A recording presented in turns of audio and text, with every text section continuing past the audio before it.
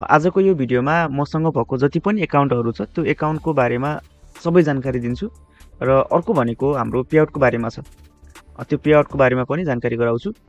First of all मैले एफटिएमओको dashboard open गरेको छु। यसमा चाहिँ अब हामीले के कसरी एकाउन्टहरू पास गर्यौं हैन, हाम्रो अवस्था के थियो, त्यसको सम्पूर्ण जानकारीहरू म गरिदिन्छु र त्यसपछि अर्को विड्रलको बारेमा चाहिँ यो पछि कुरा गर्छु है। फर्स्ट अफ अल यहाँ हेर्नु पर्दाखेरि एफटिएमओको ड्यासबोर्ड ओपन भएको छ। ग्राफ हेर्दाखेरि हामी त्यति लसमा चाहिँ थिनौं है, एकदमै राम्रो ग्राफ देखिन्छ यो चाहिँ। अब रिजल्ट भनेको पास भइहाल्यो, अभियसली स्ट्याटस अब सकिसकेको छ है, पास भइसक्यो। अनि स्टार्ट भनेको 10 अक्टोबरमा भएको थियो, इन्ट भनेको 24 अक्टोबरमा भयो। अनि यसको अब्जेक्टिभहरू हेर्न सकिन्छ, सबै पास नै छ हैन, यहाँनिर पनि लेखेको छ। अनि हाम्रो स्ट्याटिक्स हेर्दाखेरि मेरो विन रेट भनेको चाहिँ 43% को छ यसमा है। यो विन रेटको चाहिँ कस्तो हुन्छ भन्दाखेरि जसको रिस्क रिवार्ड बेसी हुन्छ उसको विन रेट कम हुन्छ, अनि जसको विन रेट बेसी हुन्छ उसको रिस्क रिवार्ड चाहिँ अलिकति कम भइदिन्छ के। एभरेज प्रॉफिट र एभरेज लस हैन, मेरो एभरेज लस भनेको चाहिँ एकदमै कम छ, एभरेज प्रॉफिट बेसी छ एभरेज लसको तुलनामा, र मेरो विन रेट पनि कम छ किन भन्दाखेरि मेरो रिस्क रिवार्ड रेशियो बेसी हुन्छ।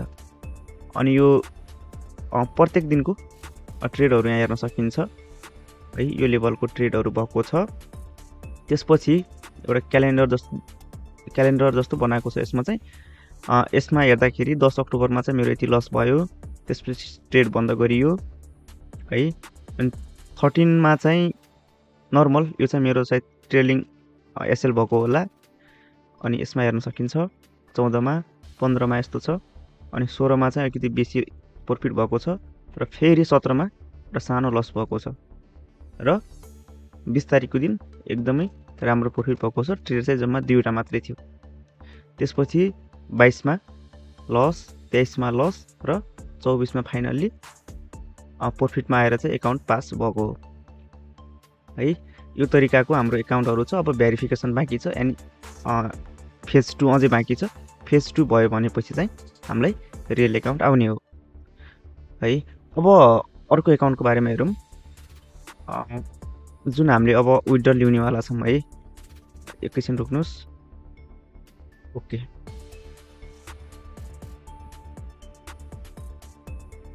यो चाहिँ मेरो ब्लुबेरीको चाहिँ इन्स्टेट इलाइट फन्डेड एकाउन्ट हो है। यसमा कुनै पनि च्यालेन्जहरू हुँदैन। अनि यो एकाउन्ट चाहिँ मैले योभन्दा अगाडि जुन विड्रल गरेको थिएँ त्यहीबाट पर्चेस गरेको हो यो चाहिँ है। यसमा चाहिँ कस्तो हुन्छ भन्दाखेरि फेज र 1 2 केही पनि हुँदैन, जस्ट हामीले प्रॉफिट गर्ने हो, टक्क विड्रल गर्ने हो हैन। तर रुलहरूको चाहिँ एकदम ख्याल गर्नुपर्छ है फेरि, किन भन्दाखेरि अब यसमा रुलहरू एकदमै हेभिली टाइट कडा रुलहरू हुन्छ के। तिनी रुलहरूलाई चाहिँ मजाले फलो गरेर गर्यो भनेपछि पक्कै पनि गर्न सकिन्छ। यसको मेट्रिक्समा जाम है त।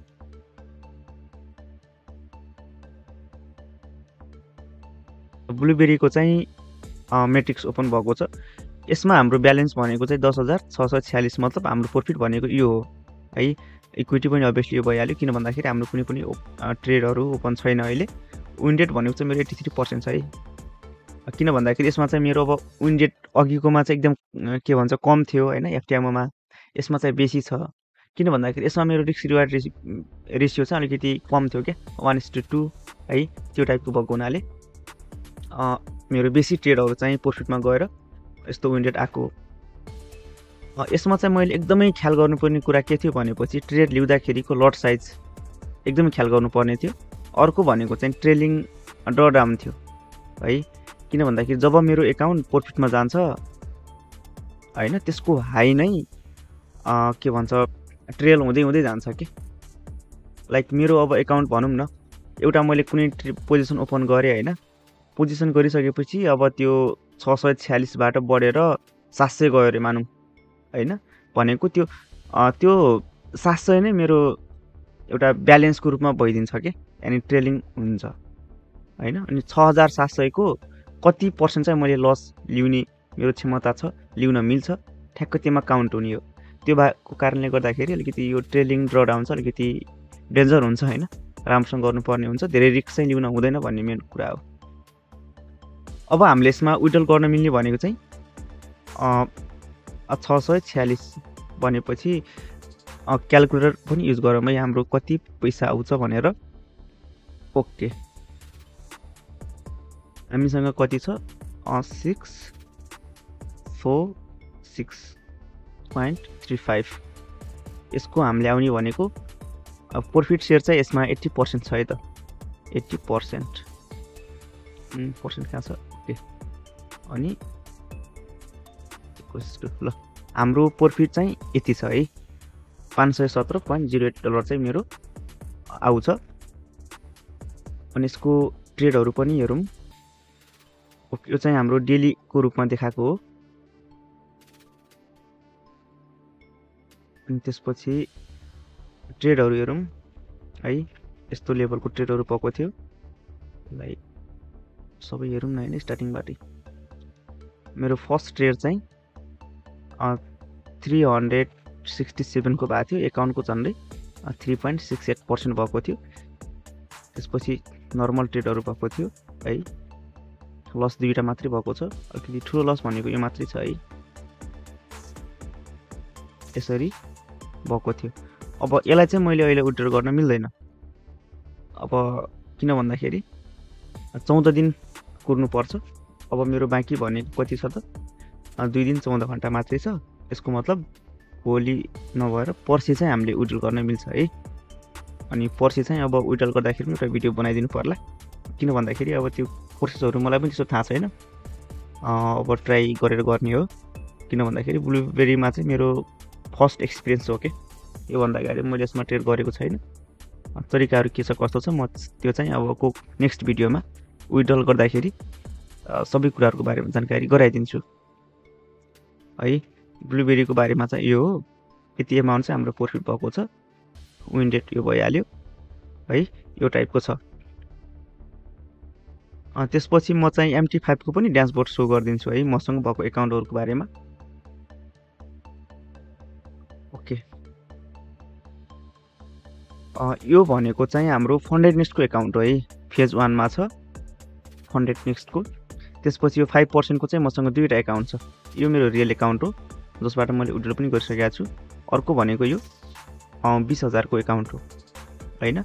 अनि FTMO को बारेमा चाहिँ यस्तो छ भेरिफिकेसनको 100k। अब यिनीहरु एकाउन्टहरु छ अहिले मसँग चाहिँ है। अब यसमा चाहिँ ब्लुबेरीको चाहिँ मैले हटाइसकेको छु। किन भन्दाखेरि अब त्यो विड्रलको लागि बाटो हेरौँ न हैन। विड्रल लिइसकेपछि फर्दर ट्रेडहरु लिम्ला। अहिलेलाई यति नै छ मसँग एकाउन्टहरु भनेको। अब यो एकाउन्टबाट चाहिँ अब राम्रो प्रॉफिट गर्यो भने चाहिँ हुन्छ। सो यही नै हो। केही कुराहरु छ भने कमेन्ट गर्नु होला हैन। अनि केही मनमा लागेको जति पनि कुराहरु छ कमेन्ट गर्न सकिन्छ। म त्यो कमेन्टबाट रिप्लाई गर्ने कोसिस गर्छु। त्यसपछि मेरो इन्स्टाग्राममा पनि जोइन हुन सक्नुहुन्छ फेसबुकतिर टेलिग्रामतिर हैन। जोइन हुन चाहनेले चाहिँ हुन सकिन्छ। अब कहिलेकाहीँ के अपडेटहरु दिनु पर्यो भन्दाखेरि म चाहिँ त्यतैतिर दिने पनि गर्छु के। अब केही एकदमै छिटो अपडेटहरुको लागि हुन्छ नि त। किन भन्दा यसमा भिडियोहरु बनाएर हाल्न अलिकति मिल्दैन के। मैले पहिला पनि भनिरहेको छु म अलिकति बाहिर भएको हुनाले मसँग टाइम नै हुँदैन के हैन।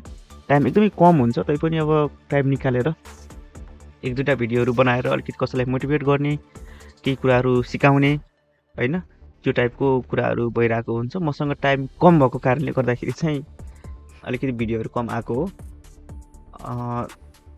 जोइन हुनु होला मेरो टेलिग्रामतिर। अनि त्यसमा चाहिँ अब म सिग्नलहरु दिने यताउता त्यस्तो केही पनि गर्दिन है। किन भन्दाखेरि अब सिग्नल लिएर ट्रेड गर्नु चाहिँ मलाई त्यति त्यसमा विश्वास लाग्दैन। अब हेरौँ पछि के कस्तो हुन्छ हैन। त्यो पछिको कुरा भइहाल्यो। तत्कालको लागि चाहिँ त्यस्तो सिग्नल दिने यताउता गर्ने भन्ने मेरो कुनै पनि प्लान छैन। र फेरि यो प्रोफर्ममा चाहिँ अब सिग्नल दिएर गर्ने अलिकति डेन्जरै मानिन्छ के हैन। अब धेरैको ट्रेड एक्ज्याक्टली म्याच भइदियो भनेपछि अब त्यो कपी ट्रेडिङ भनेर अब एकाउन्टै उड्न पनि सक्छ हैन। धेरै कुराहरु हुन्छन् रुलहरु फलो गर्नुपर्ने हुन्छ।